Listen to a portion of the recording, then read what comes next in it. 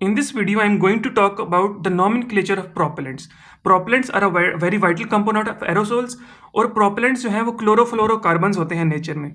तो क्लोरोफ्लोरोकार्बन्स के नेमिंग जो है वो काफ़ी एक्सटेंसिव होती है, बहुत बड़े बड़े नाम होते हैं उनके। तो उसको सिर्फ शॉर्टन करने के लिए, शॉर्ट रिप्रेजेंटेशन देने के लिए हम यूज़ करते हैं नोमेनक्लेचर और डिजिट्स यूज़ करते हैं हम उसके लिए। सो डिजिट्स हमारे पास वो कहता है कि प्रोपेलेंट जो है उसकी में कॉम्प्रोमाइज्ड ऑफ 3 डिजिट्स, उसका नॉमेनक्लेचर जो है वो कॉम्प्रोमाइज करता है 3 डिजिट्स पे। जो फर्स्ट डिजिट है वो रिप्रेजेंट करता है कार्बन एटम को, सेकंड डिजिट रिप्रेजेंट करता है हाइड्रोजन एटम को and third digit represents fluorine atoms. अब इनके भी रूल्स हैं। अगर हम चाहते हैं कि हम इन डिजिट्स से अपना पेरेंट मॉलिक्यूल उसको फाइंड कर लें कि मॉलिक्यूल कौन सा प्रेजेंट है हमारे पास, तो वो हम उस पर रूल अप्लाई करते हैं। रूल क्या कहता है हमें कि फर्स्ट डिजिट जो है इट रिप्रेजेंट्स कार्बन एटम्स, लेकिन it represents 1 less than number of carbon atom present in the molecule. मतलब जो ओरिजिनल मॉलिक्यूल है उसमें एक कार्बन एटम ज़्यादा प्रेजेंट है। तो हम जो है अपने डिजिट में फर्स्ट डिजिट में +1 करेंगे तो हमारे पास number of carbon atoms in the molecule आ जाएंगे। पहला रूल। इसी में हमें वो कहता है कि जो सेकेंड डिजिट है it represents 1 more hydrogen atom than present in the original molecule। मतलब वो एक हाइड्रोजन एटम ज़्यादा को रिप्रेजेंट कर रहा है। तो हम ओरिजिनल मॉलिक्यूल में फाइंड आउट करने के लिए हम सब्ट्रैक्ट करेंगे। अगर हम ओरिजिनल मॉलिक्यूल में, पेरेंट मॉलिक्यूल में फाइंड आउट करना चाहते हैं कि कितने हाइड्रोजन हैं, तो हम उसमें सब्ट्रैक्शन करेंगे। तो सब्ट्रैक्ट 1 करेंगे, सेकेंड डिजिट्स में से सब्ट्रैक्ट करेंगे 1। और थर्ड डिजिट जो है जो फ्लोरीन एटम को रिप्रेजेंट कर रहा है वो कहता है it represents exactly same number. मतलब इसमें ना सब्ट्रैक्शन करनी है ना एडिशन करनी है, it represent same as original. And उसको हम सिमिलरली जितने इधर को जौन सा डिजिट प्रेजेंट होगा उतने ही पेरेंट मॉलिक्यूल में हमारे पास फ्लोरीन एटम्स प्रेजेंट होंगे। पहला रूल। दूसरा रूल कहता है कि ब्लैंक स्पेसेस जो हैं, अब हम अपना पहले रूल से मॉलिक्यूल बना लेंगे, उसमें कुछ वैलेंसीज बच जाएंगी। तो जो ब्लैंक स्पेसेस हैं these are filled with chlorine. जब जो वैलेंसीज बच जाएंगी उसको हम क्लोरीन से फिल करेंगे। तीसरा rule. When there are only 2 digits first digit is understood to be 0। अगर हमारे पास 2 डिजिट्स हैं तो हम जो पहला डिजिट है उसको सपोज करेंगे 0। एग्जाम्पल्स के थ्रू समझ आ जाएगी। First example is 114। ये डिजिट है हमारे पास 114। ये हमें क्वेश्चन आएगा ये किस मॉलिक्यूल को रिप्रेजेंट कर रहा है, उसका स्ट्रक्चर बनाओ। तो first it represents carbon atom, second represents hydrogen atom और थर्ड रिप्रेजेंट्स फ्लोरीन एटम। ये क्लियर हो गया। पहले कार्बन एटम में हमने कहा था कि हमने +1 करना है। तो अगर फर्स्ट डिजिट में हम +1 करेंगे तो हमारे पास 2 आ जाएगा। सेकंड में हमने कहा था कि हाइड्रोजन में से सब -1 करना है, सेकंड डिजिट्स में से 1 -1 0।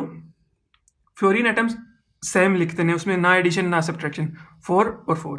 इसका मतलब क्या है कि जो हम मॉलिक्यूल बनाएंगे उसमें 2 कार्बन एटम्स हैं, 0 हाइड्रोजन एटम्स हैं और 4 फ्लोरीन एटम्स हैं।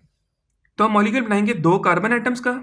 सबसे पहले कार्बन एटम्स बनाएंगे, 2 कार्बन एटम्स बना दिए, उसमें हाइड्रोजन अगर प्रेजेंट है तो ऐड करेंगे, 0 इधर है तो यहाँ पे कोई हाइड्रोजन ऐड नहीं होगा कार्बन के साथ।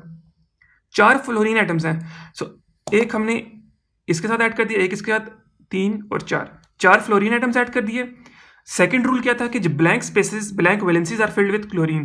तो हम कार्बन की हमारे पास वैलेंसी क्या होती है, 4 होती है ना, वो 4 बॉन्ड्स बना सकता है। अभी इस कार्बन के अभी देखूं तो मैंने 4 फ्लोरीन ऐड कर लिए, उसके बाद भी मेरे पास 2 ब्लैंक स्पेसेस अवेलेबल हैं, उसकी वैलेंसीज अवेलेबल हैं, तो मैं उधर क्लोरीन ऐड कर दूंगा। अब कार्बन के बॉन्ड पूरे हो गए, 1 2 3 और 4, दोनों कार्बन की वैलेंसीज पूरी हो गई। सो इस तरह हम पेरेंट मॉलिक्यूल के बारे में फाइंड आउट कर लेंगे। एग्जाम्पल नंबर 2 वो कहता है this is the digit that is representing a propellant. अब इसका आप पेरेंट मॉलिक्यूल का स्ट्रक्चर बनाओ। Rule number 3। When there are only 2 digits first digit is understood to be 0। मतलब हमारे पास 2 डिजिट्स आए हैं, सॉरी अबाउट दैट। और हमने जो फर्स्ट डिजिट होगा उसको हमने 0 से रिप्रेजेंट करना है। तो हम इसको सपोज करेंगे कि ये 0 1 1 है, 0 1 1 सपोज कर लिया। अब उसमें हम अपना रूल अप्लाई कर देंगे कि पहला जो है उसमें +1 कर देना है, दूसरे में -1 कर देना है और तीसरे में सेम रखना है। 0 + 1 इज 1, 1 - 1 0 और 1 सेम आ जाएगा क्योंकि ये फ्लोरीन का होता है। ये कार्बन, ये हाइड्रोजन, ये फ्लोरीन। तो हमने क्या किया कि ये जो हमारे पास कार्बन था, कार्बन का एक मॉलिक्यूल बनाया, उसके बाद हाइड्रोजन का 0 मॉलिक्यूल बनाया। इसको मैं रिप्रेजेंट कर लेता हूँ, ये कार्बन को रिप्रेजेंट कर रहा है, ये हमारे पास हाइड्रोजन को और ये फ्लोरीन। पहले हमने एक कार्बन मॉलिक्यूल बना लिया, साथ 0 हाइड्रोजन हैं, कोई हाइड्रोजन अटैच नहीं किया। फ्लोरीन एटम्स कितने हैं? 1, फ्लोरीन को अटैच कर लिया। फिर अब कार्बन की बॉन्डिंग पूरी नहीं हुई, एक बॉन्ड बना हुआ है सिर्फ फ्लोरीन के साथ, तो कार्बन 4 बॉन्ड्स बनाता है, तो मैंने 3 क्लोरीन ऐड कर दिए साथ उसकी वैलेंसी को पूरा करने के लिए। सो इस तरह हमारे पास पेरेंट मॉलिक्यूल बन गया। अब तीसरी एग्जांपल मैं सॉल्व करता हूँ कि वो कहता है हमारे पास ये, उसने कहा है कि ये एक प्रोपेलेंट का नॉर्मल, इससे आपने पेरेंट मॉलिक्यूल फाइंड करना है। तो इसको हम क्या सपोज कर रहे हैं, सिमिलर इस तरह करेंगे, 1 2 है ना, तो मतलब 0 1 2 है ये, ठीक है। अब इसमें रूल अप्लाई करेंगे। रूल क्या आता है हमारे पास, 0 में +1 करना है, +1 किया तो 1 हो गया, 1। सेकेंड डिजिट में -1 करना है, -1 किया तो 0 हो गया। थर्ड सिमिलरली ऐसा आ जाएगा क्योंकि ये फ्लोरीन है। सो 2 फ्लोरीन, 0 हाइड्रोजन, 1 कार्बन। मैंने एक कार्बन का मॉलिक्यूल बनाया, हाइड्रोजन नहीं है तो कोई हाइड्रोजन ऐड नहीं किया, 2 फ्लोरीन है, 1 फ्लोरीन, अनदर फ्लोरीन, 2 फ्लोरीन आ गए। अब कार्बन के 4 बॉन्ड पूरे करने हैं तो मैं क्लोरीन से पूरे कर दूंगा इसको, क्लोरीन इधर ऐड कर दिया, क्लोरीन इधर ऐड कर दिया, तो ये हमारे पास जो है मॉलिक्यूल आ जाएगा। और इससे हम अगर इसको नाम देना चाहें तो नाम भी दे सकते हैं, डाइफ्लोरो methane. So that is it about the nomenclature of propellants and how we can find out the parent molecule from the digits.